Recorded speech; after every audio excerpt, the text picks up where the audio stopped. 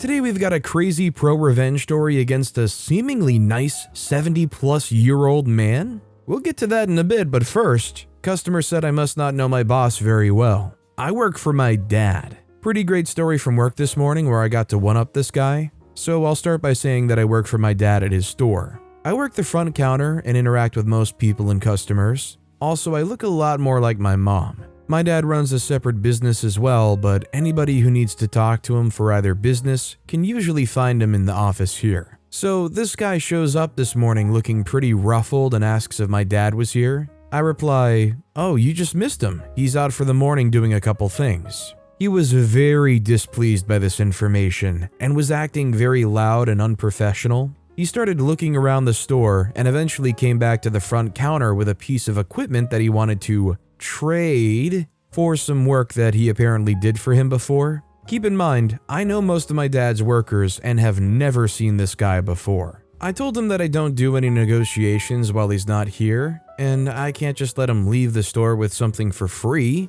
I told him that normally he probably wouldn't want to take that route, but he was welcome to discuss it with him once he's back. He looked at me and replied, "You're making a big mistake here and you must not know so-and-so very well, because he would do this for me and blah blah blah."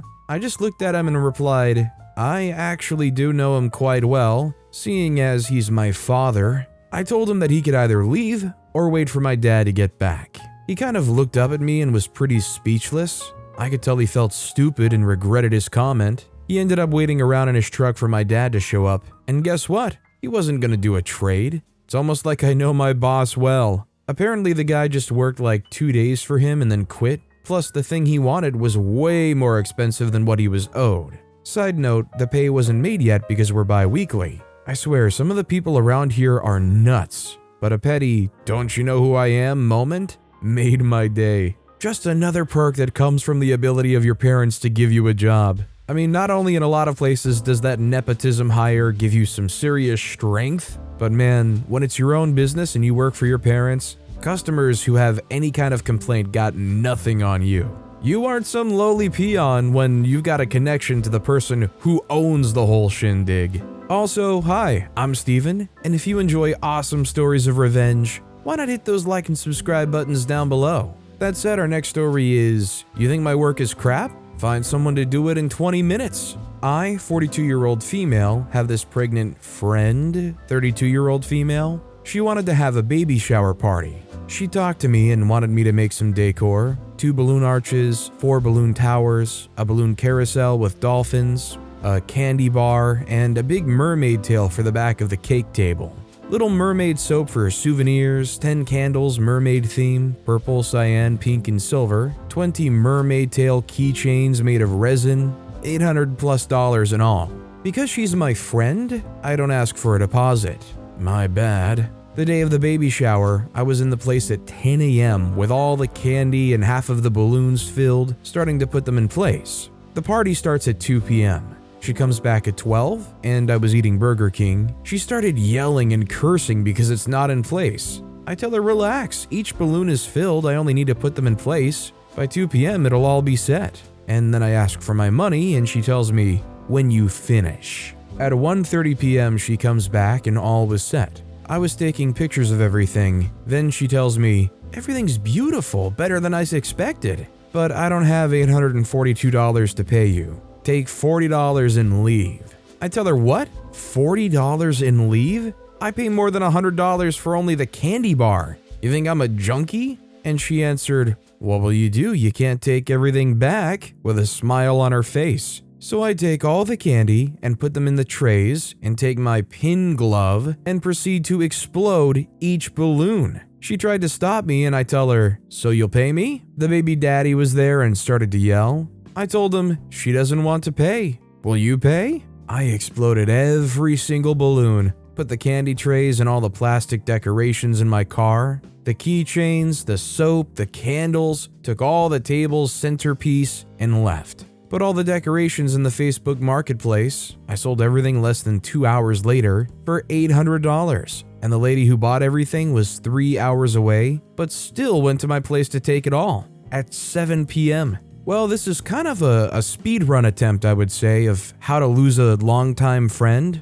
and how to look like the biggest jerk ever. Needless to say, that's a contact that is getting deleted in the phone later. You know, after you block the number first. Our next story is, talk crap about my big day? I'll make sure you celebrate it properly. The story took place about 15 years ago. My cousin and I, both 14-year-old male at that time, were always close friends, lived close to each other, and therefore also saw each other outside of family gatherings and shared the same friends. He was completely in his emo phase with hair and clothes. I heard the same music, but I had a normal style. A year earlier, our parents gave us the choice of whether we wanted to do confirmation. If you don't know what that is, it's a big Catholic church celebration where you affirm your membership in the church. And then there's always a big family celebration. I let myself be persuaded and actually thought that he would do it too, but he refused. We both hated church services and big family celebrations where you have to dress up and then they always last all day. In this case, I agreed because my parents and grandparents were happy about it, and also there's money and presents. I also tried to persuade him, but he remained stubborn. A week before my confirmation, we were out with friends, and at some point we talked about what we were going to do next Sunday. I noted that my confirmation is on that day, and we, my cousin and I, don't have time. He interrupted me and said, "Are you crazy? That's your confirmation. I'm definitely not going there." And later, he got more and more annoying with stupid things like, "Haha, have fun in church. You can sit with our family all day in the restaurant. I'll stay at home. Have fun in your church clothes. Your mom must have picked nice clothes for you, haha," and so on, which made me pretty embarrassed in front of my friends. He was so annoying that I did the most dishonorable thing I could do. I called my aunt, his mom, the next day. Told her that he said to me that he wouldn't come to my confirmation and if that was true. She said yes. He begged her not to have to go, and you see each other all the time anyway, so for once he can stay at home. Of course, I couldn't let that sit on me and started talking to her that it would mean so much to me if he was there on my big day. We're a family and he can't be missing here. Besides, I would certainly get bored at the party without him. And then she gave in and said, "Okay, he'll come." Then I moved on to part 2 of my plan. Oh, and aunt, I'd feel pretty silly if I was dressed up and he wasn't. I'm going to wear a suit and tie for confirmation. I understand if you don't want to buy a suit for him, but could you make sure he at least wears a nice shirt and tie? It would make me feel awkward to be dressed up like that while he's not. She told me she'll see what can be done, and I made her promise not to tell him that I asked, where she also agreed not to tell him. And then came the day of my confirmation. I hadn't forgotten his stupid jokes, and if my plan worked, I wanted to give him a taste of his own medicine. I was so excited when my aunt and uncle's car parked, and I was really happy when I saw that the back door also opened. It was such a satisfaction when I saw my cousin. I was still afraid at first that he might come dressed casually, but no. He had to wear a well-ironed white shirt, tucked into his pants and buttoned up to the neck, with a tie and black pleated trousers with dress shoes. In combination with his emo hair, it was such an absurd sight. Of course, I welcomed him happily, told him how happy I am that he came here and how nice I think it was that he dressed up so well for my big day. I didn't want any trouble with my or his parents, so I didn't tease him any further. But before we went to the church, we were alone for a moment, and I said to him, "Your parents have picked really nice clothes for you, haven't they?" And he answered with a "freak you." I then told him, "The church service lasts 2 hours. I hope you enjoy it. Have fun in the church." And he just looked at me completely pissed. After church, we went to the restaurant for several hours, where my party continued and where he was helpless against me and my teasing comments.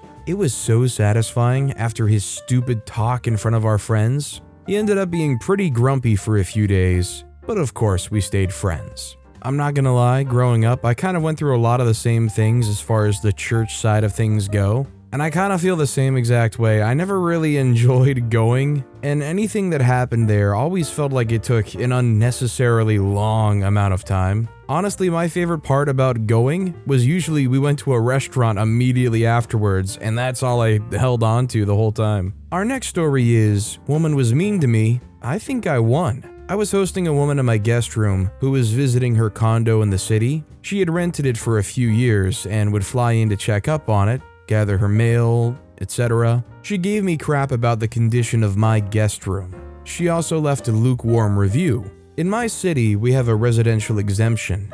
If you own and live in the place, you get 1/3 of your property taxes waived. If you rent it out, you pay the full amount. On my next visit to City Hall, I checked her status. Sure enough, she'd been claiming that she lived there all along and got the exemption, about $2,000 a year. I mentioned it to the clerk that she'd stayed at my house on her most recent visit. That lukewarm review and verbal crap cost her a bundle. Screw her. See, I just don't get why you have to go around making enemies. I guess you just have to accept that if you're going to go around being a rather unpleasant person, that you shouldn't be too surprised when unpleasant things happen back to you. Maybe it's kind of like an endless feedback loop. Because they initiated being an unpleasant person, unpleasant things happen to them, and that fuels them continuing to be an unpleasant person. This next story is Cashier wasted time just for me on Batman. I just wanted to share a little pettiness from yesterday. I was in a small supermarket yesterday picking up 5 groceries for the week.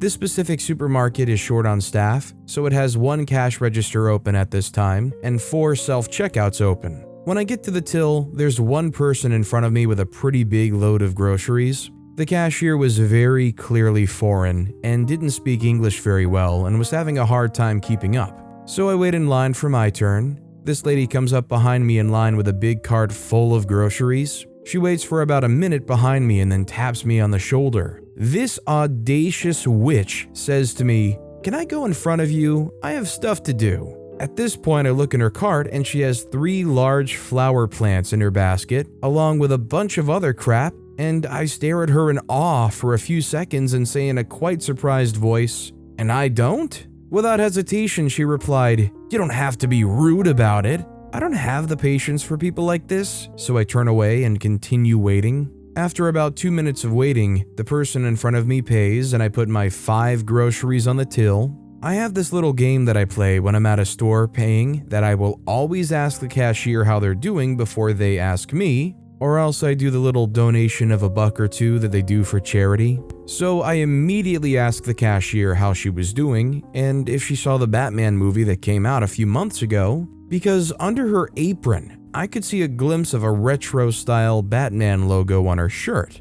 This sweet lady heard what the lady behind me had said, and so we discussed Batman for 3 to 4 minutes as she rung up my 5 groceries. Somewhere in the conversation, the lady behind me had said in a very hostile tone, "Could you hurry up?" And in the most clear English I heard from this lady, she said, "I am with a customer right now. I will be with you in a minute, ma'am." She turned back to me and winked at me, and to be honest, I must have had the most evil grin on my face. Then I paid and walked away. I genuinely hope that she doesn't get in trouble for what she did, but that made my week. Like, who the freak buys 3 flower plants when they have stuff to do that is more important than what I have to do? I really appreciated the pettiness and thought I'd share, and if she sees this, you rock. This cashier is simply awesome. I just fear that they might be able to get in trouble for it because, like, you're a cashier, you're not supposed to be holding up the line, you're supposed to just move things right along.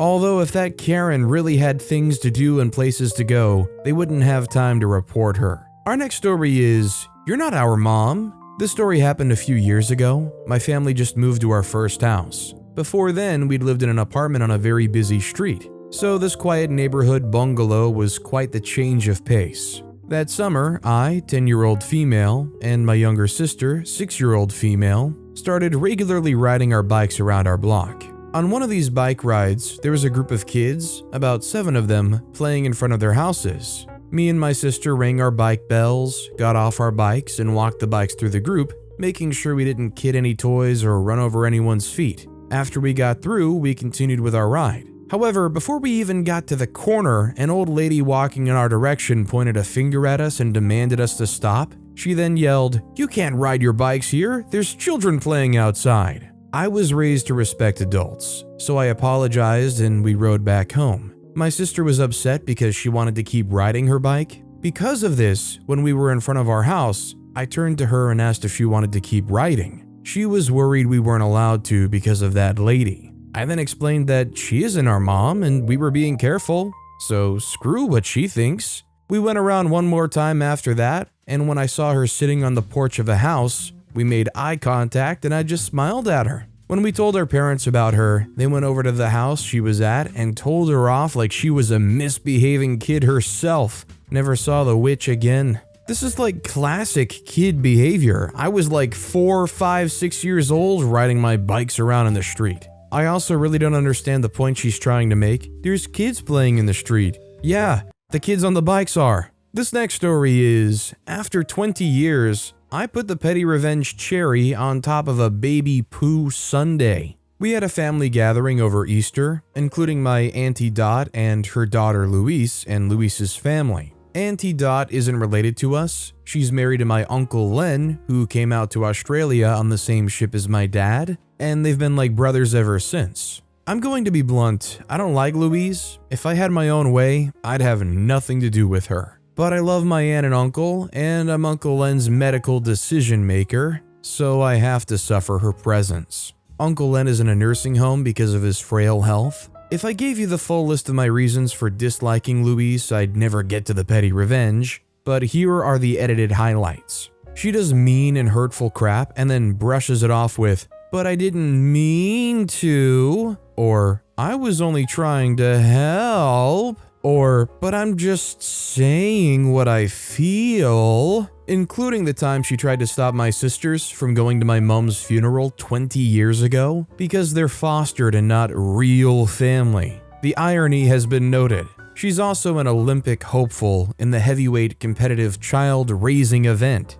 Auntie Dot and Louise arrived with a frilly green dress and matching bloomers for my 6-month-old Vampira. She has 2 teeth and likes fingers. While I was settling the adult guests in and handing out chocolate ovoids to the younger kids, my partner Martin dressed Vampira in her new outfit. She looked like an adorably cross frog in a frock. Auntie Dot had a cuddle and asked Louise to take a couple of photos. Then Louise wanted a cuddle and started rattling on about how Vampira was 6 months old and can't sit up unaided, but her wonder kids aged 5 and 7 were sitting up and playing the grand piano at 4 months. Okay, I'm exaggerating. They don't have a grand piano. When Vampira started getting squirmy and irritable, Martin said she probably had a tummy ache and tried to take her back. Louise kept saying she was good with babies and would soon get Vampira settled. Martin and I were telling Louise in increasingly loud and firm tones to give her back,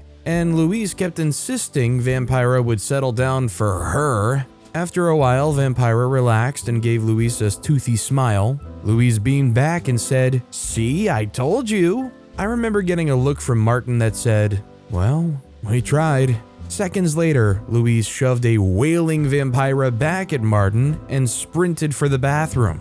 You see, what I hadn't told Louise was that we've been introducing cereals into Vampira's diet because a growing baby cannot live on fingers alone, and it hasn't been going well. Vampira had unleashed a poo-nami, which leaked out of her nappy, up the back of the new dress, and onto Louise, and it was one of her most odoriferous efforts yet. Martin did a cleanup and a complete outfit change, and gave Vampira her favorite teething dragons, so she was soon happy-ish, but the green dress and bloomers were beyond saving, and Louise's top might not make it either, all of which could have been avoided if she'd just handed Martin the baby when he'd asked. Saws, Lou, but I'm not paying for a new top. But the petty revenge cherry on top of the baby poo sundae came at dinner. The meal started with pureed veggie soup, and my middle sister asked if Louise wanted to feed Vampira. Seeing as you're good with babies, Louise angrily declined.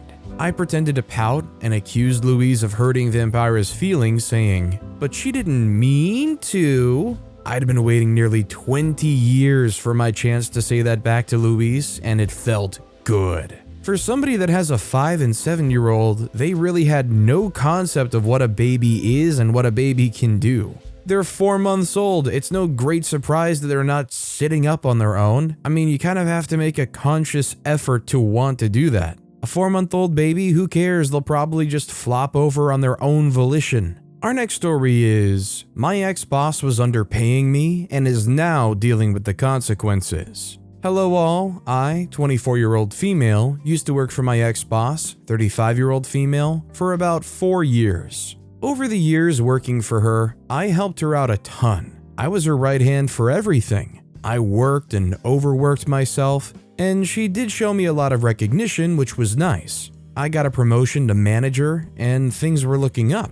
She paid me pretty good, or so I thought, and I was content. During year 4 of my employment, I started to notice she was becoming increasingly greedy, especially with the money other coworkers were earning. We earned money based on commission, except for front desk workers, they got paid hourly. She was starting to forget to submit payroll and would blame her accountant. Then she would pay us by regular checks, which was an issue because we didn't know how the money had been calculated. Many times, I noticed my paychecks were short. I would do the math and inquire with her. She would always blame the accountant. I would then ask to speak with her accountant. She would always give some fake excuse on why we couldn't contact her accountant. Whatever. One of the last times that really rubbed me wrong, she owed me like $2,000 and said that it had been split between 2 payroll periods. When it didn't add up, I asked her to meet with me in person, and she again tried to make some dumb excuse. Eventually, I got fed up and went ahead and started working for myself.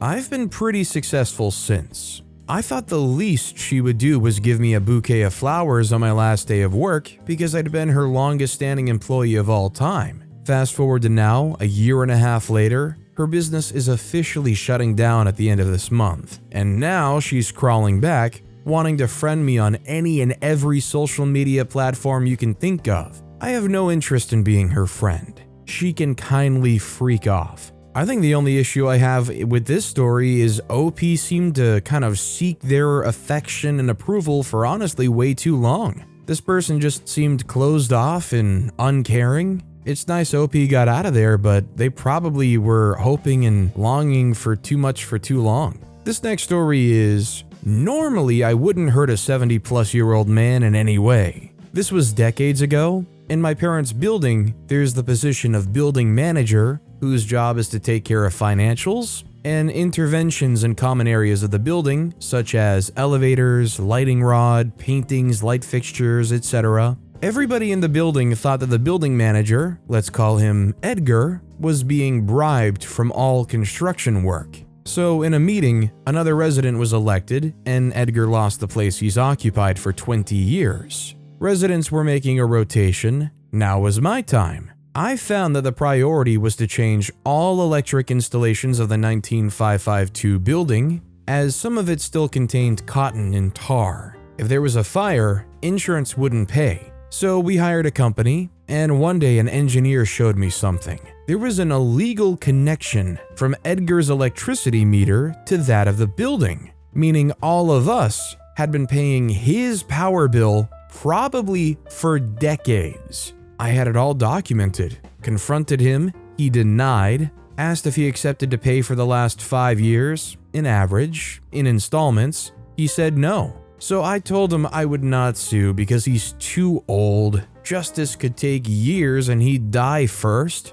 but that everybody would know that he's a thief. Important, this is a noble 4-bedroom apartment. If he couldn't pay his bills, he could have downsized. I told the whole story to all neighbors, doormen, delivery people, guys at the newsstand, juice bar, all the cashiers of the nearby supermarket, building managers of nearby buildings, mom's gossipy friends, his cleaning lady, restaurant owners and waiters. My mom and I made it a mission to spread the word. Even the girl from the flower stand was horrified. Everybody gave him the cold shoulder. I regret not having sued Edgar because he died at 90 plus, with not a friendly smile from anyone. I mean, it kinda sucks that your whole community shuns you, but honestly, at 70 plus, Edgar probably just about made out over these 20 years. I mean, hey, you can't take that electricity with you once you're gone. Our next story is Ruin the End of the Movie. My husband and I were at the much anticipated John Wick Chapter 4 in a theater that you pick your seats.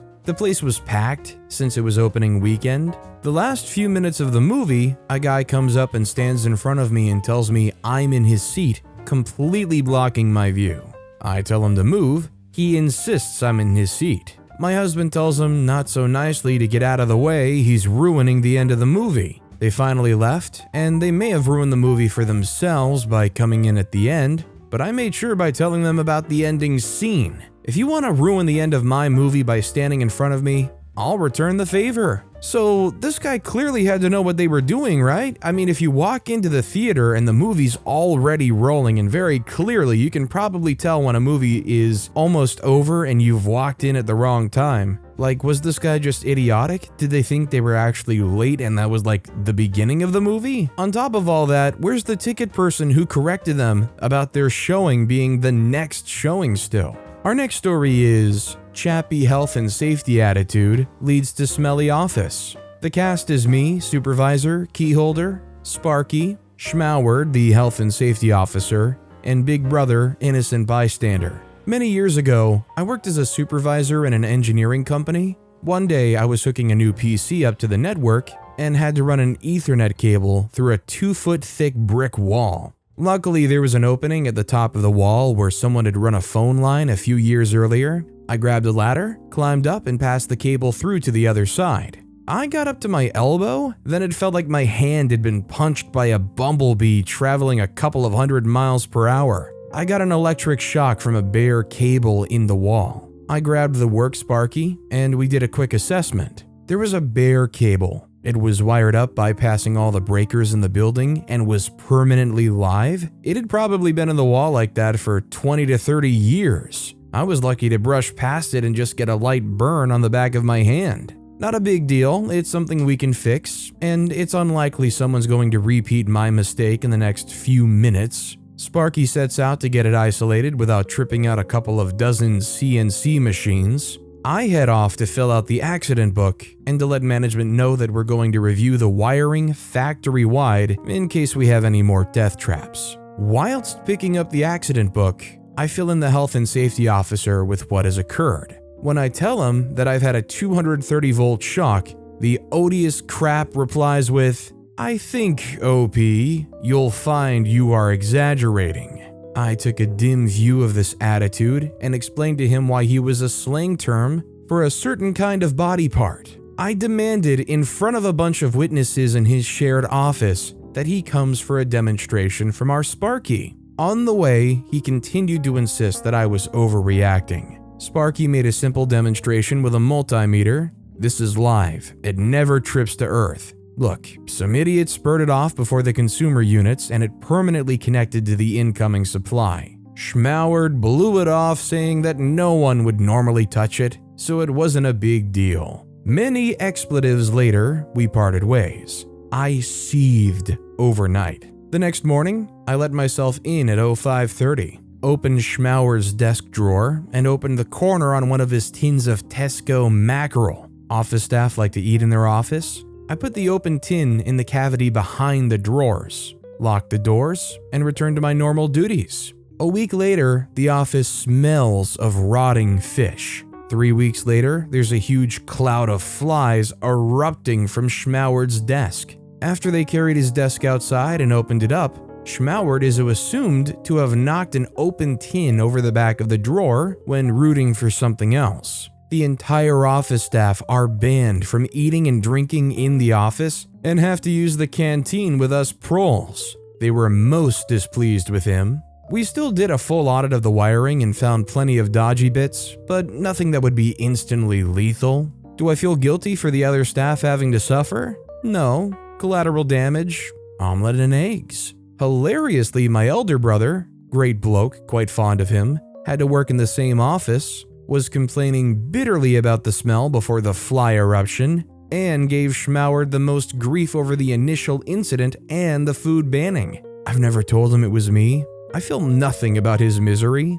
Family means nothing when someone else needs to be punished. You know, I really thought OP was going to try to set this up in a way that Schmauward would reach their hand in there themselves and get zapped. But like OP's kind of suggesting, I think that's kind of a lethal dosage of electricity if you have a direct contact. I mean, OP brushed by it and they got a light burn on the back of their hand. So like, unless you feel like catching a manslaughter charge, probably for the best you just go with the flies and the stink. But with that being said, that's all the time we have for today. Now, if you want to hear another absolutely crazy revenge story, check out that video on the left. Or if you missed my latest video, check out that video on the right. That said, I'll see you all next time with some more stories